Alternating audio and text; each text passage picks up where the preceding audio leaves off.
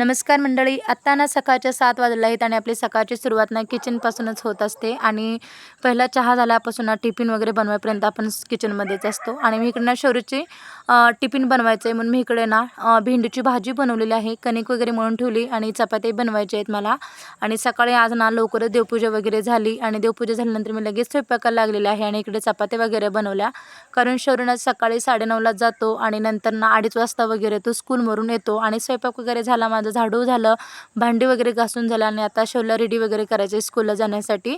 आणि शौर्यला इकडे मी जेवण वगैरे भरवलं आणि नंतर ना त्याला टिफिन बॉक्स आणि वॉटर बॉटल वगैरे भरून त्याच्या बॅगमध्ये व्यवस्थित भरून ठेवलं. कारण एक आई आणि असंख्य जबाबदाऱ्या पार पाडत असते बरं का प्रत्येक आई ही. आणि आता शौर्य बघा स्कूलला चाललेला आहे आणि आत्ता ना 9:30 वाजलेले आहेत. आणि चला आता शौर्यला आहो सोडून येतं स्कूलला नेऊन. त्यांनी सोडतात डेली, पण त्यांनी आहो घरी नसले की मी सोडायला जाते शौर्यला स्कूलमध्ये. आणि शौर्य बघा मला जाताना ना एकदा असं मिठीत घेतो आणि त्याला म्हणतो की मला मम्मा तू कुठेही जाऊ नको, असं त्याचं चालू असतं.